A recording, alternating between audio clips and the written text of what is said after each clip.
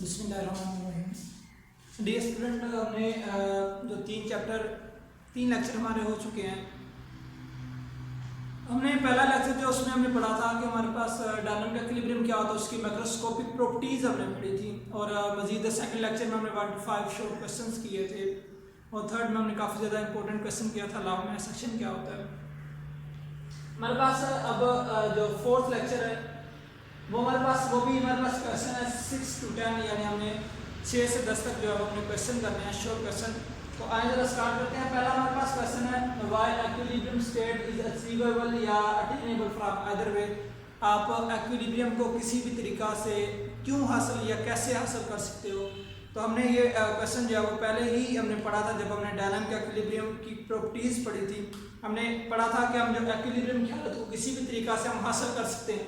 अच्छा, for example मैं उसी रिएक्शन को जहाँ पे मैंने उस वक्त जो एक्सप्लेन किया था, जिस रिएक्शन को बिल्कुल उसी से एक्सप्लेन करने लगा हूँ। मैंने वहाँ पे हाइड्रोजन और आयोडीन का रिएक्शन करवाया था और कहा था कि हमारे पास जो प्रोडक्ट आती है वो हमारे पास हाइड्रोजन आयोडाइड बनता है, यानी HI बनता है। अब इस रिएक्शन को मैं दोनों ही तरफ से क्यों स्टार्ट करवा सकता हूँ।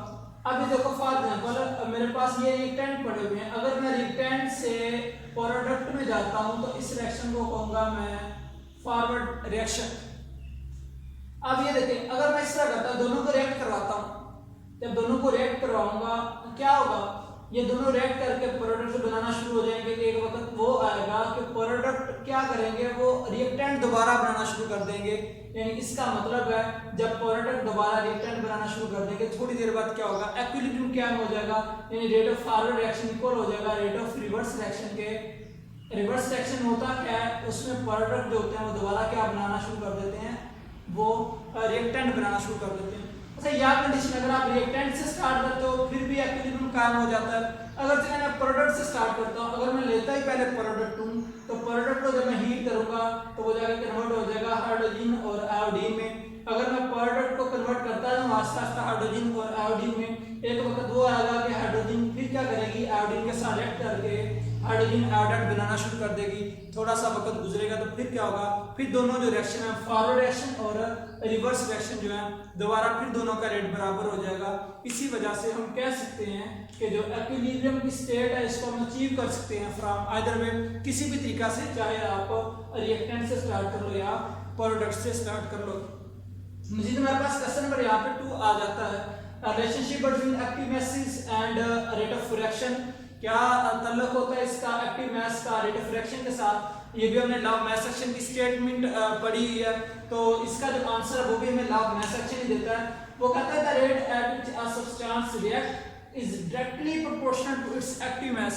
वो कहता है कि जो सब्सटेंस रिएक्ट कर रहा होता है उसका रेट जो होता है वो डिपेंड करता है या डायरेक्टली प्रोपोर्शनल होता है उसके एक्टिव मास पे। यानी एक्टिव मास को डायरेक्टली प्रोपोर्शनल होता है। जितना एक्टिव मास ज्यादा होगा, एक्टिव मास क्या था, एक्टिव मास था मोलर कंसंट्रेशन। तो इसका मतलब है अगर मोलर कंसंट्रेशन ज्यादा होगी तो रेट जो होगा रिएक्शन का वो भी क्या होगा, ज्यादा होगा। इसी तरह the rate of reaction is directly proportional to the product of the active mass of the reacting substance. और मजीद आपके पास जो रेट ऑफ रिएक्शन होता है, जो कि क्वेश्चन था यहाँ पे एक्टिव मास का रेट ऑफ रिएक्शन के साथ क्या ताल्लुक है, तो रेट ऑफ रिएक्शन का एक्टिव मास के ये ताल्लुक है कि आपके पास जो रेट ऑफ रिएक्शन होता है वो डायरेक्टली प्रोपोर्शनल होता है किसके, product of the active mass of the reacting substance. यानी जो चीजें आपस में रिएक्ट कर रही होती हैं उनके हासिले ज़रब के डायरेक्टली प्रोपोर्शनल होता है कौन, रेट ऑफ रिएक्शन। यानी रेट ऑफ रिएक्शन जो होता है वो डायरेक्टली प्रोपोर्शनल होता है किसके, product of the active masses of the reacting substance. तो जिस तरह हमने वहां पे ये भी पढ़ा था आरएफ हमारे पास directly proportional law of mass action में, यानी रेट ऑफ फॉरवर्ड रिएक्शन ठीक है वो रिएक्टेंट पे डिपेंड करता है, तो इसी वजह से वो डायरेक्टली प्रोपोर्शनल होता है तो product of the molar concentration of AB। और जब हम यहाँ पे कांस्टेंट लगाते हैं तो हमारे पास KF आ जाता है डायरेक्टली प्रोपोर्शन को खत्म करके। इस तरह रेट ऑफ रिवर्स रिएक्शन क्योंकि ये प्रोडक्ट से स्टार्ट होता है इसी वजह से ये डायरेक्टली प्रोपोर्शनल होता है to the product of the molar concentration of the product. और इस तरह जब हम यहाँ पे डायरेक्टली प्रोपोर्शनल खत्म करते हैं तो KR का कांस्टेंट लगा देते हैं। तो ये हमने जिस तरह लॉ ऑफ मास एक्शन में पढ़ लिया था। ये हमारे पास क्वेश्चन 7 था। मजीद क्वेश्चन 8 की तरफ चलते हैं। तो क्वेश्चन नंबर 8 हमारे पास है how direction of reaction can be predicted. आप एक रिएक्शन की सिम्बल जो वो कैसे जो है वो आपको पता चलेगा कि रिएक्शन जब किस डायरेक्शन में जा रहा है, क्योंकि दो डायरेक्शन ही होती हैं, या फॉरवर्ड डायरेक्शन में जाएगा या वो रिवर्स डायरेक्शन में जाएगा। तो अच्छा, इससे पहले हमें दो चीज़ों का पता होना चाहिए। हमारे पास एक होता है QC और एक हमारे पास होता है KC। QC हमारे पास होता है रिएक्शन कोशेंट, ये हमारे पास होता है रिएक्शन कोशेंट, और हमारे पास KC जो होता है वो हमारे पास होता है एक्विलिब्रियम कांस्टेंट।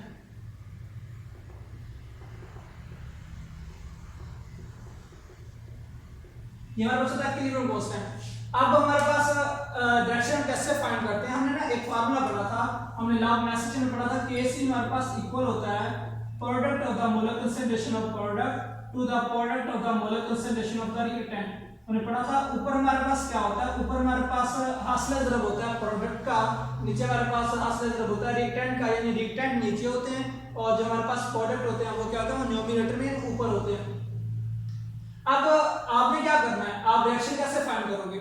अगर किसी भी टाइम पे आप रिएक्शन की डायरेक्शन फाइंड करना चाहते हो तो आप क्या करोगे, उसी टाइम रिएक्शन स्टॉप करवा के आप देखोगे कितना रिएक्टेंट बना, कितना प्रोडक्ट बना, जितनी जितनी वैल्यूज बनी होगी आपने क्या करना है, उसको फार्मूलाज में पुट कर देना है। जो भी C की वैल्यू बनी होगी, जो D की वैल्यू होगी, जो A की वैल्यू होगी, जो B की वैल्यू होगी, आप क्या करोगे, आप वैल्यू को पुट कर दोगे इसमें। जब आप वैल्यू को पुट करोगे तो आपके पास एक आंसर आएगा, जो आंसर आएगा उसे हम कहेंगे QC। वो हमारे पास होगा रिएक्शन कोशेंट, वो हमारे पास क्या होगा, रिएक्शन कोशेंट। फॉर एग्जांपल हमने यहाँ पे हाइड्रोजन आयोडीन का रिएक्शन करवा के हाइड्रोजन आयोडाइड लिया ना, तो इसमें जो KC की वैल्यू होती है वो होती है 57। KC की वैल्यू कितनी होती है, 57 होती है एट 700 सेल्सियस, और सॉरी केल्विन, 700 केल्विन पे इसकी जो हमारे पास वैल्यू आती है KC की वैल्यू इस रिएक्शन के लिए, हाइड्रोजन आयोडाइड वाले के लिए वो 57 होती है। फॉर एग्जांपल मैंने इस रिएक्शन में वैल्यू पुट की इसी रिएक्टेंट और प्रोडक्ट की, तो मेरे पास आंसर आया, फॉर एग्जांपल मेरे पास आंसर आ गया 30, मेरे पास आंसर आ गया 30, QC का आंसर आ गया 30, लेकिन KC का आंसर क्या था 57। तो इसका मतलब है कि अभी KC का वैल्यू जो है वो 50 है। एक्विलिब्रियम कब आएगा, जब वो 57 पर पहुंचेगा। इसका मतलब है ये रिएक्शन 57 में पहुंचने के लिए इसे क्या करना पड़ेगा, इसे आगे जाना पड़ेगा। तो हम कहेंगे कि इसकी डायरेक्शन क्या है, हमारे पास फॉरवर्ड डायरेक्शन। अगर फॉर एग्जांपल हम इस तरह काम करते हैं, अगर हमारे पास QC की वैल्यू जो है वो हमारे पास फॉर एग्जांपल आ जाती है 60 आ जाती है। फॉर एग्जांपल हमारे पास हमने वैल्यू पुट की, हमारे पास रिएक्शन की जो वैल्यू है वो हमारे पास QC की वैल्यू आ जाती है 60। तो अब KC की वैल्यू तो हमारे पास 57 है, इसका मतलब है रिएक्शन तो आगे पहुंच चुका है। तो अब रिएक्शन क्या करेगा, एक्विलिब्रियम के लिए रिएक्शन को अब पीछे आना पड़ेगा, क्योंकि एक्विलिब्रियम 57 पे है लेकिन वो तो 60 पे पहुंच चुका है। उसे क्या करना पड़ेगा, उसे 57 पे आना पड़ेगा, यानी बैक आना पड़ेगा, रिवर्स आना पड़ेगा।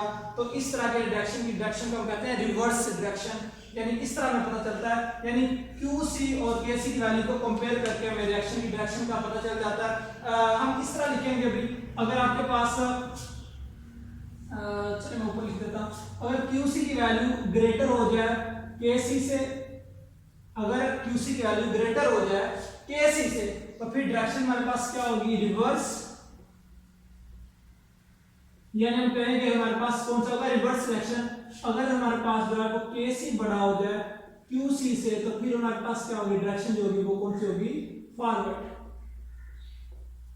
ये आई होप दैट आपको क्लियर हो गया होगा। मजीद आपने एक दफा फिर अगर नहीं समझाते दोबारा सुन लेना, इंशाल्लाह आपको क्लियर हो जाएगा। हम मजीद नेक्स्ट क्वेश्चन की तरफ चलते हैं। नेक्स्ट क्वेश्चन हमारे पास कौन सा है, वो हमारे पास है how can you know that a reaction in an equilibrium state. आपको कैसे पता चलेगा कि एक जो रिएक्शन है वो इक्विलिब्रियम की हालत में आ चुका है। अब भाई इसके लिए हमने बार बार पहले तो पढ़ लिया कि जब रेट ऑफ फॉरवर्ड रिएक्शन में इक्वल आ जाता है रेट ऑफ रिवर्स रिएक्शन के, तो हमारे पास इक्विलिब्रियम आ जाता है। लेकिन आपको कैसे पता चलेगा कि रिएक्शन जो है वो इक्विलिब्रियम की हालत में आ चुका है। तो इसके लिए आप अगर फॉर एग्जांपल आपके सामने अगर रिएक्शन हो रहा है, किसी चैम्बर में आपके सामने रिएक्शन हो रहा है, अगर आप देख रहे हो कि काफी टाइम के बाद कोई तब्दीली दोनों साइडों पर नहीं आ रही, रिएक्टेंट की कंसंट्रेशन भी बिल्कुल सेम है, प्रोडक्ट की कंसंट्रेशन भी बिल्कुल सेम है, यानी कोई तब्दीली ना रिएक्टेंट में आ रही है ना प्रोडक्ट में आ रही है, ना इनकी फिजिकल जो प्रॉपर्टीज हैं लाइक कलर, डेंसिटी वैरायटी से कोई चीज़ चेंज नहीं हो रही, तो आपको पता चल जाएगा कि जो एक एक्विलिब्रियम है,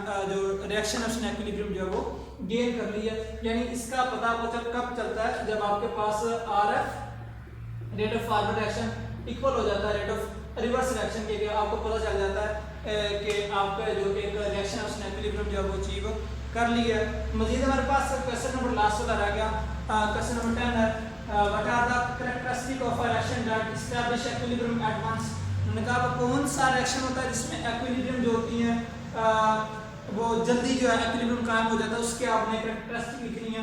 तो बिल्कुल आपने जो रिवर्सिबल रिएक्शन में कैरेक्टरिस्टिक लिखी थी वही आपने इधर लिखनी है। आपने लिखना these reaction are represented by double arrow. इस तरह के ऐसे रिएक्शन को हम क्या करते हैं, डबल एरो के साथ रिप्रेजेंट करते हैं।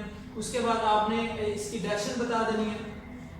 उसके बाद आपने बता देना है कि this reaction can be obtained from other way. पहले आपने क्या देना है, this represented by double arrow between reactant and product. उसके बाद आपने क्या देना है, अचीवेबल फ्रॉम अदर वे,